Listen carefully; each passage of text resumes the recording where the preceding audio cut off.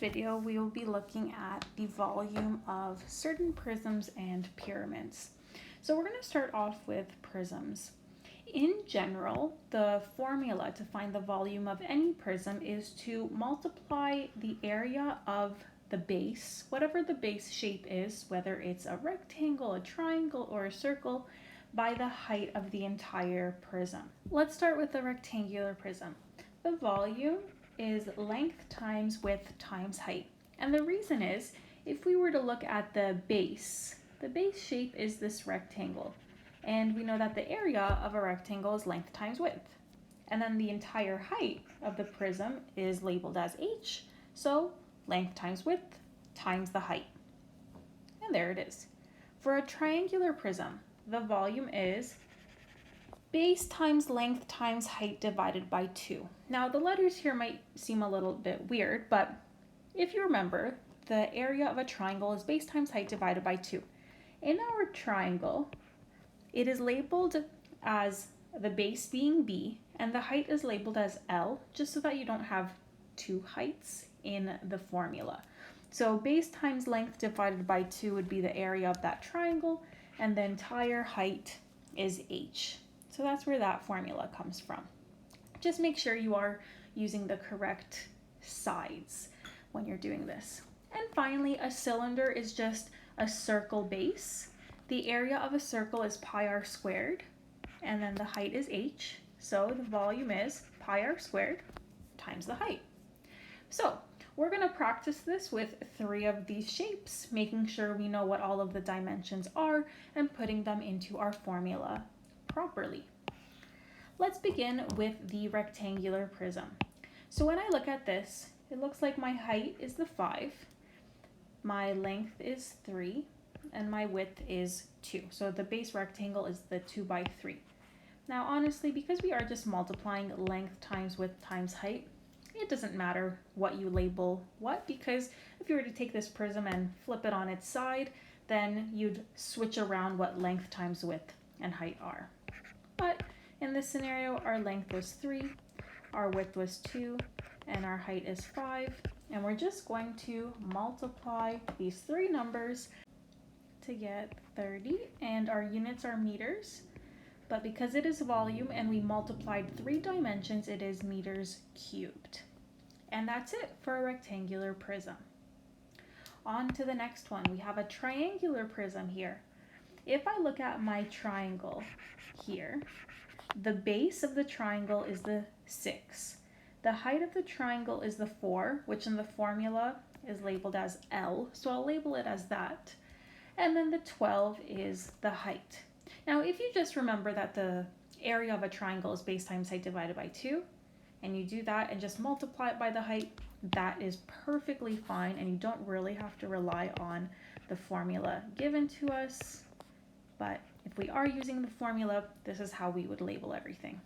So the base is 6, the length 4, the height 12, and all of this is being divided by 2.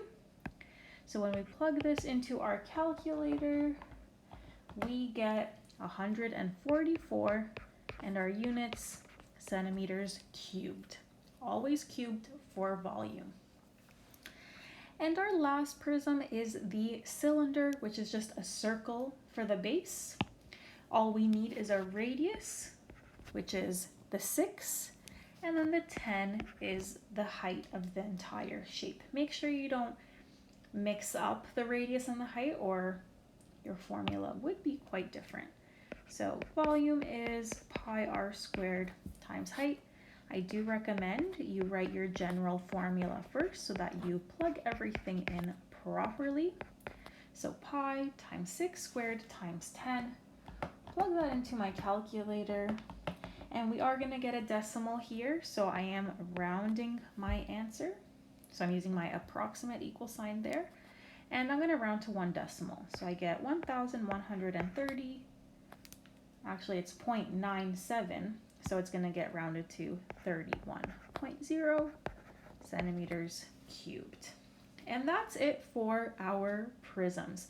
3 pretty basic formulas, nothing too fancy. Now, when we move on to our pyramids, it's going to be slightly different. For our pyramids, we have that same base shape, maybe a rectangle and a triangle, but at the end, instead of going straight upwards like a prism, all of these sides go towards a single little point here. That's what makes it a pyramid. So the formula is going to be very similar to the prism formula. So I'm taking the base area and multiplying it by the height, but at the end you're going to divide by 3. So if we look at our rectangle-based pyramid, we still see the length times width times height, but then it's divided by 3 at the end. For the triangle-based pyramid, the original formula was base times length times height divided by 2, but now because we're dividing it by 3 at the end, our formula is going to be base times length times height divided by 6. So the 2 and the 3 kind of combine together. So that's our formula. We're still labeling things in a similar way. So let's take a look at our 2 examples here. So in the rectangular based pyramid, the 8 and the 7 are the length and the width of the rectangle. The 11 is the height. So very similar to our prism formula, length times width times height, but now we're going to divide by 3. So let's see what that looks like.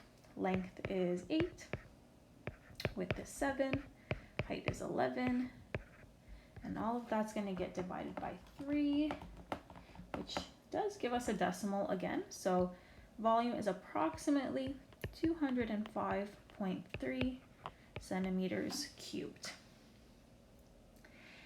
And finally, for the last one, we have the triangle-based pyramid, and you have to be careful for this one because I could also give you some more side lengths. I can provide you with this length, and then you have to be really selective in what you label as what. But the 12 is definitely the height because I can see it starts from the point and it goes all the way down.